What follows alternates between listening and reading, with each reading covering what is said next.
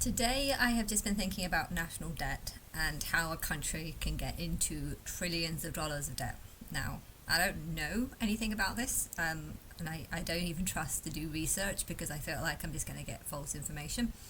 But yeah, there's two ways. Either you have been digging in places like Kenya, finding gold and saying, hey, we want this gold, so we'll take it and we'll put it in our stores and we'll give you interest on it.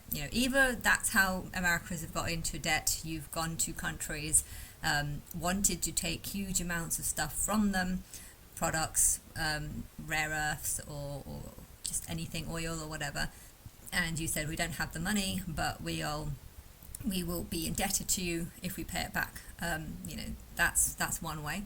Or another way is that banks have been loaning out money that they don't actually have. Say if a bank has £50 trillion and you've got 100 trillion pounds of loans to help people buy houses and stuff, then technically that would be fraud. If they're lending out money that they don't have whilst taking interest on these loans that they don't actually have, it's going under the national deficit of money that is owed.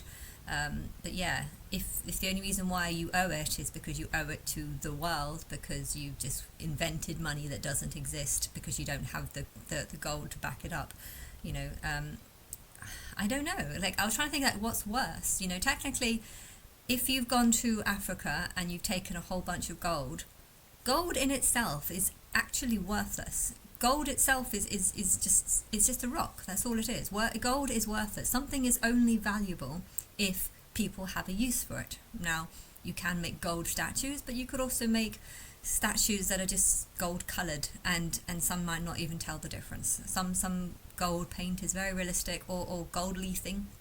How would you know if it's solid gold or if it's just gold plated?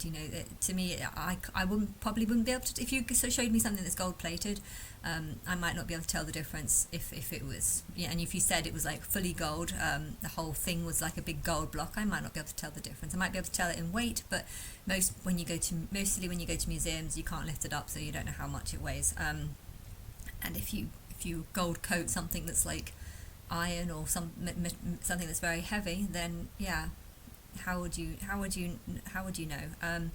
And therefore, gold in itself is actually worthless unless people want to buy it. Now, if the world's currencies are being backed up by gold, then you have a use for it, and that's why it's valuable. You want it to be valuable because you want to say that our country is wealthy because we have this much gold. But yeah, if making gold valuable means that you have to go to other countries to take gold from their countries just so you can use it or hide it, should I say. You're not even using it, you're just putting it in storerooms, and then you're becoming hugely indebted to these countries because you've taken gold from them. I don't know how you've ended up in trillions of dollars of debt, but I have been thinking about like what does it. Is that what you're doing? Is that how you've ended up in trillions of dollars of debt? Because you've borrowed gold, large amounts of gold from other countries, and you're saying, well, we don't have the money to pay you, because if we did pay you, we'd just be paying you in whatever.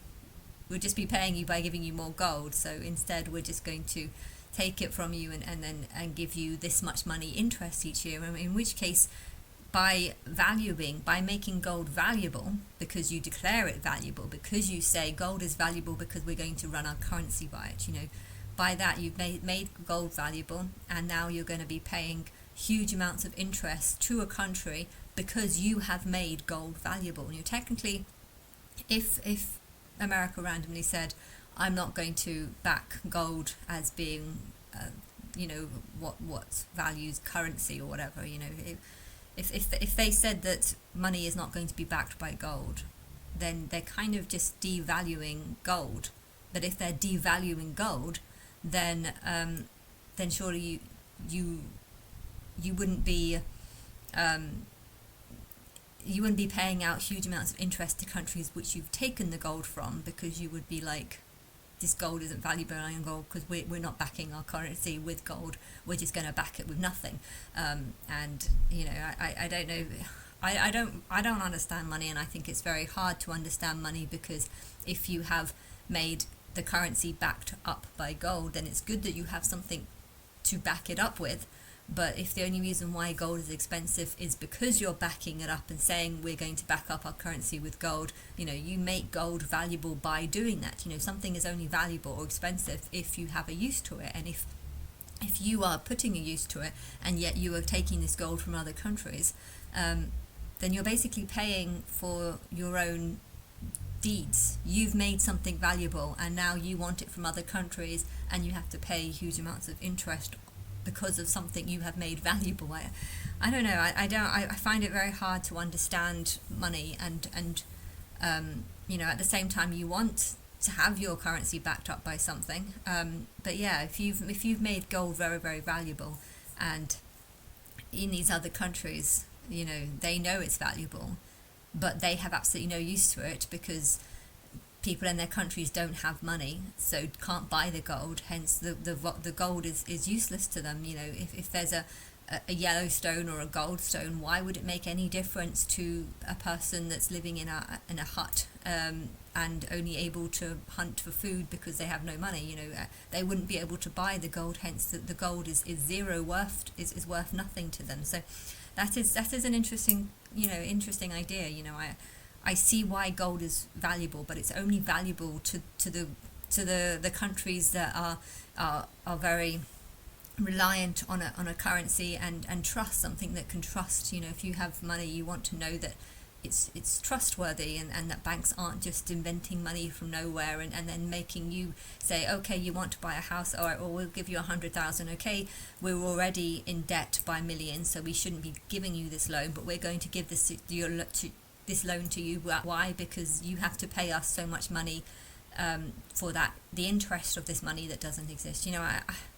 But I don't know what's worse, because the idea that you've made gold valuable just to take it from places like Kenya and then to just give them millions of dollars each year for doing absolutely nothing other than just giving them this gold that was made valuable only because the countries that have this sort of currency or have a flow of money need it.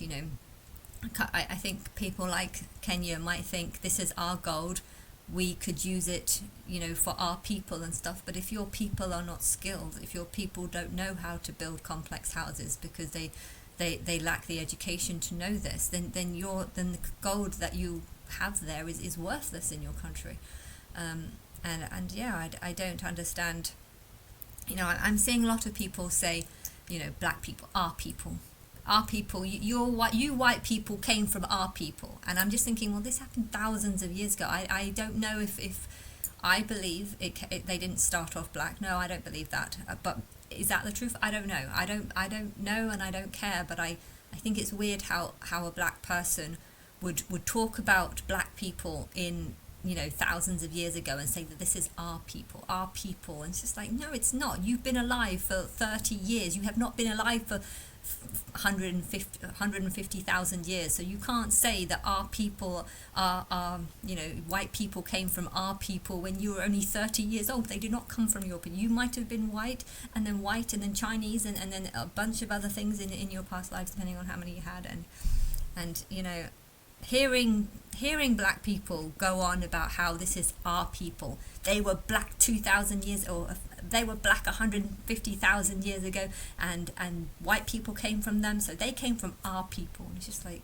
it's stupid. It's stupid because I don't believe that they were black in their past life. There's a very high chance that they were a different colour in their past life. Hence, our people, black people, does not exist. And I think a similar thing can be said with, the lighting is terrible, isn't it?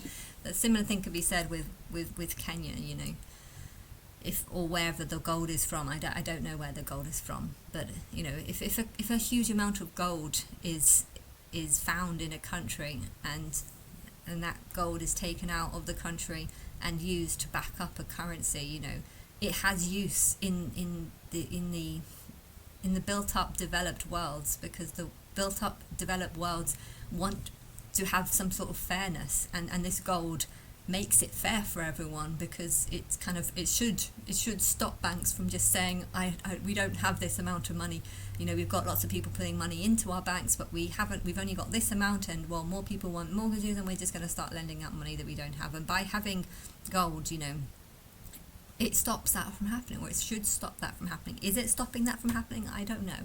I don't know what's going on in the bank system, and I don't know if people are just inventing money that doesn't exist and then lending it out in hopes of getting interest and hoping they won't get caught.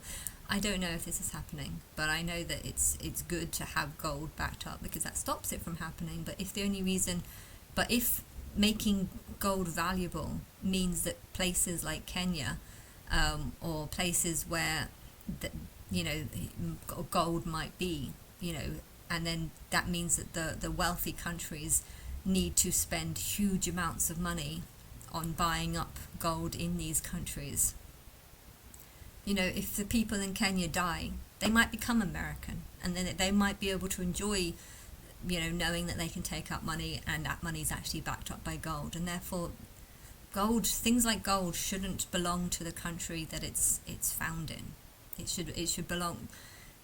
Rare earths, gold, and maybe even diamonds or something. I think diamonds might be different because it's not used as currency, but whatever's used as currency, it helps the whole world. Why should America pay for stopping things like polio or Ebola? I don't even know what Ebola is, but if they're paying huge amounts of money to stop this because they know that these diseases will spread, they will spread worldwide. By stopping it, they're not just helping people in the poorer countries, they're helping people all over the world because they're stopping these diseases from it getting worse and passing on to the wealthier countries.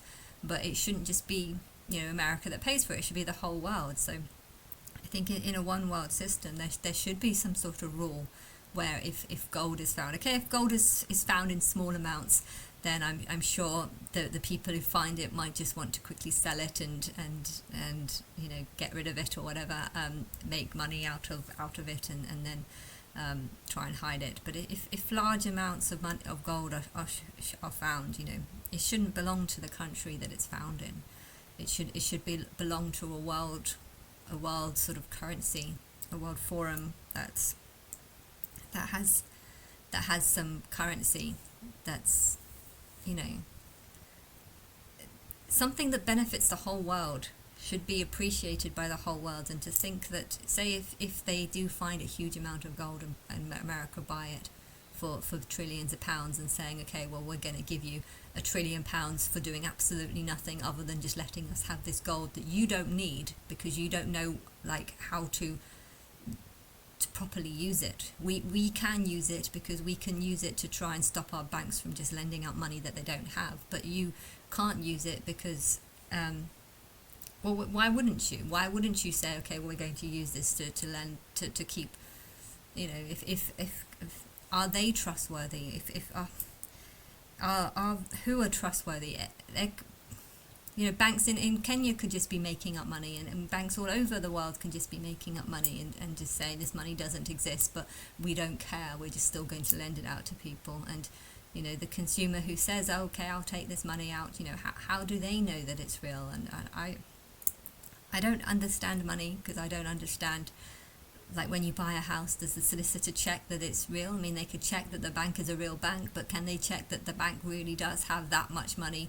Hence, I think it's very complicated. And then I didn't know about America having payroll tax. They charge 10% tax, but then there's a 10% payroll tax. So basically, you're not charging American citizens 10%, you're charging them 20%, but you're hiding 10% because you're saying to the companies that they must pay that, and because they're paying that, they're going to give the people a slightly less salary.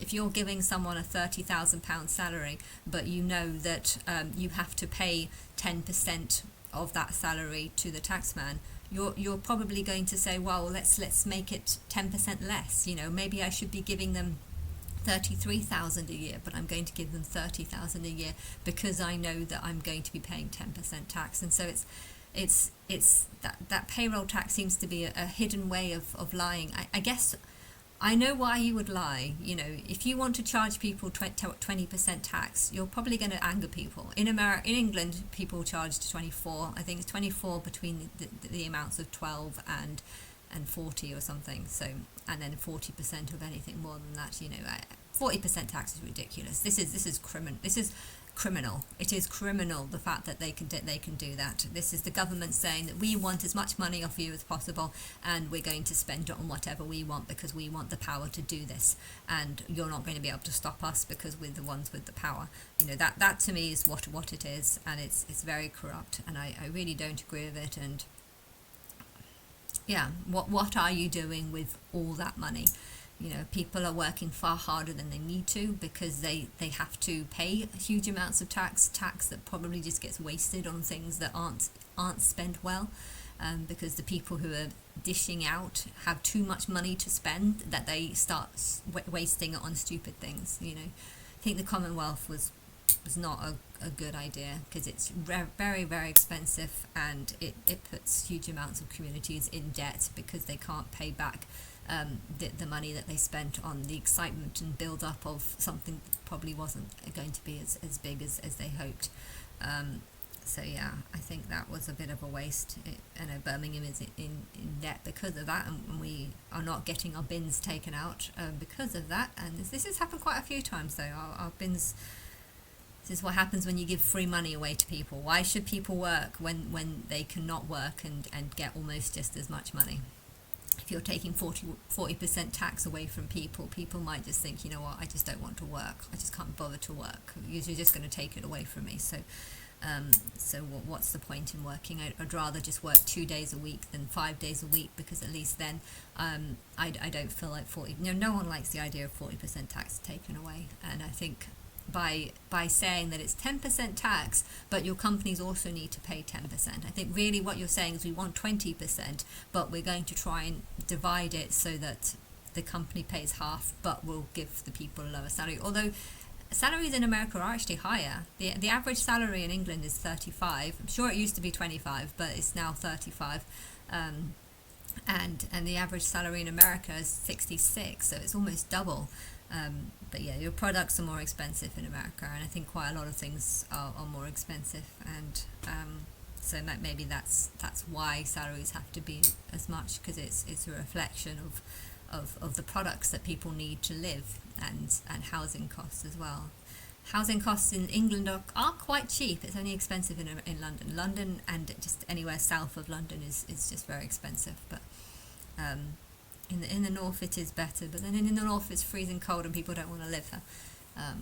But yeah, I don't know what's going on with Tesla, but I've heard they had a big drop, and I don't know, but it's making me wonder if Tesla would do better if they had two companies, but if they lie to the public about the second company. You know, Tesla can be one linked to Elon and people that like him, and if Tesla came up with a second brand that makes it look like it's in competition, like, oh no, we're losing all our business to this second brand, but really the second brand is actually run by the same people, and you know, is going to be profited by both it's basically, I think that's how a lot of companies work. You have a big company, but if people start not liking the company, then you divide the company into two, but make out that they're two different companies, and then you get the companies to be like, oh, we can offer a better deal. No, we can offer a better deal. But really, you're actually trying to actually up the market, because you say that this is the better deal. What you did, you up the price, and then you say this is the best deal. No, this is the best deal, but really you know what the prices are, and you're just trying to sell trying to sell from either company. But I don't know. I think that might be an idea. If people are building up a huge amount of hatred for Elon because of him firing people, and there's being a distrust between what he's actually doing and stuff, you know. I heard that he's got 6,000 satellites up in space, but then I've seen his rockets, and a huge number of them seem to just blow up. So are there a bunch of satellites in these rockets and they're all just getting blown up, or have you actually got satellites up there? I mean, maybe you've got a couple, but I don't know. It wouldn't surprise me if his satellites are actually buried in the ground somewhere, but you're pretending that they're up in space because of people are not going to be looking down at the ground if they think they're up in space. And if you want to hide them down in the ground, I don't know, it might be easier if people aren't looking for them down in the ground. I don't know. I mean, you see satellites all over the place, but you don't know what company they're from. I don't know. I don't know what Starlink is. It seems bizarre how the satellites hundreds of miles up in the sky can feed the internet down here. I mean, it almost sounds unbelievable. So I'm skeptical that he actually does have 6,000, and why are they not all crashing into each other? You know, and how are you operating them? I mean, is there a person in each of these 6,000 satellites? If that is, then you would obviously need a huge amount of money to fund something like that. And I think wires on the ground or just satellites on the ground just seems so much easier, but I don't know. I don't know what the situation is, but I feel like there's a lot of lies going on around him, and if people are feeling like there are a lot of lies going around, they might not want to invest in Tesla. And if Tesla is going to be under scrutiny, Tesla probably should have a sister company to try and regain the lost market, but they'll really not losing anything. It's just the public aren't aware that. I don't know. It's good to have a public figure as a brand, but if your public figure is seen as a bad or untrustworthy person, then your company will fail. You know, I think most people do like Mark Zuckerberg for the Facebook, but yeah. If Mark Zuckerberg took over the government and was doing strange, crazy, or seemingly crazy things, or lying about things, you know, I've heard so many lies about him doing funds and cutting funds, but making errors in the markets by adding like an extra zero. So it's actually 2 million he's saving, whereas they would say it's 2 billion or something like that, which is quite a few zeros different. And I've heard people say that. Some of the funds, the cuts that he's making were actually made 4 years ago, so not by him. And yeah, with all this false data going around, all these false messages going around, it's hard to know what to believe. And I don't know, Tesla might lose a bit of business because of that. So I don't know. I don't know. Or maybe you're saying that Tesla's losing business in hopes that some people will feel sorry for Tesla and go out and buy a Tesla because they are in support of him. So I really don't know. Sometimes you can, you know, if some people, if you want, like Cocoa Pops was a really good name, but they were going to change it to Choco Krispies, and that was probably one of the best advertising things they've done or I've seen, because Cocoa Pops is so much better than Choco Krispies, and the idea that, you know, it might change to something else, you're like, oh no, I don't want it to change something else, and then you'd actually call up a number, no, we need it to be Cocoa Pops, not Choco Krispies, because that sounds ridiculous. But yeah, and then you always want to support. It makes you, that advert for me made me want to support Cocoa Pops far more, because it was like, I don't want you to change it to Choco Krispies, and if supporting Cocoa Pops is going to keep that brand, so advertising is a strange thing.